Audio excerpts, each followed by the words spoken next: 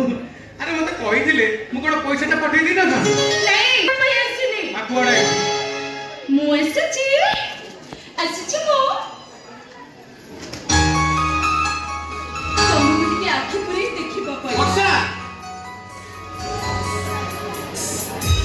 हाँ जी अनेक दिन मैंने मो तुमको टिके आखि पुरी देखले तो सेति पई आज टिके आखि पुरी देखिया पई आछि ए वर्ष जे तोरे पूरा भी पल्ले दी तुम से लाजो आखि और समूह और तुमरे ई गोले उठो सत्य पछा छ पई ऐसे बोला मो आखि करे सब बेले नाचे उठिला वर्षा हाँ जी भाई जीवन में सब किछ मु भली पड़छि तुमको केबे भी भली परबिनी तुम बिच तो मो केबे भी सही परबिनी हे कागली कांदु कोन पे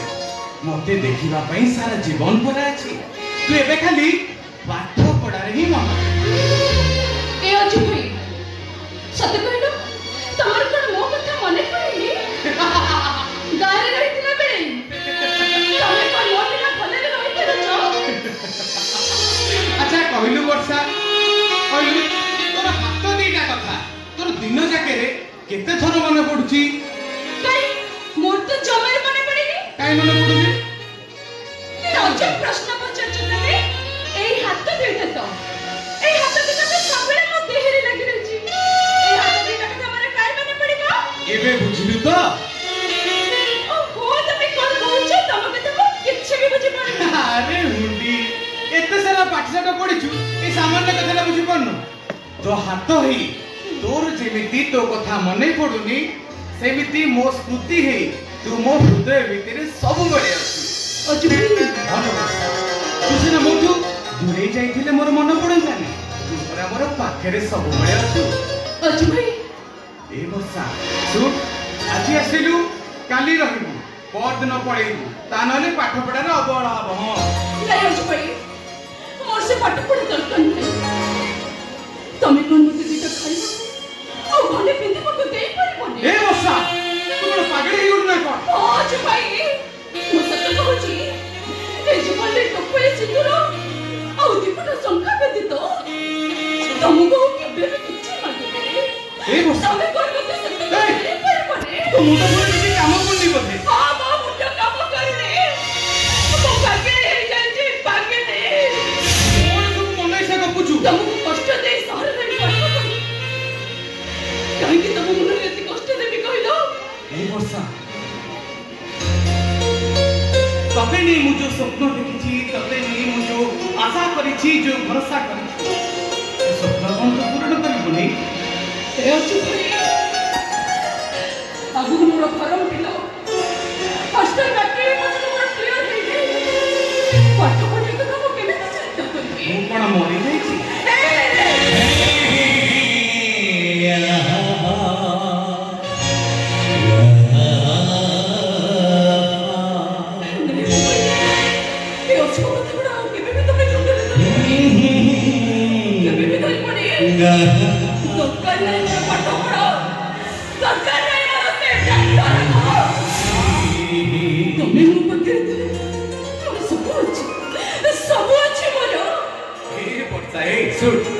पैसा एडी कर देछि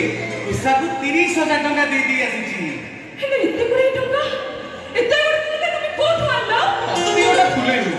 मन से जे आसे नहीं पटाती सते हेते मोडा कर चोरी कर कांची ए मेहनत करिछि मेहनत कोन कहलो तमे मेहनत करछो हेले केते बेले दिन सारा तो घरे में तमे गंठ में काम करो आ मेहनत करते बड़ी कलो अरे वर्षा दिन बड़ा से मु काम करूछि हेले एक राती ए राती अछि मो पई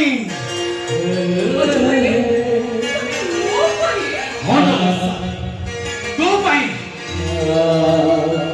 मो प्रेम पई मु राती टाकू दिन करे देछि और सेई दिन मो पई राती आसीबो जो दिन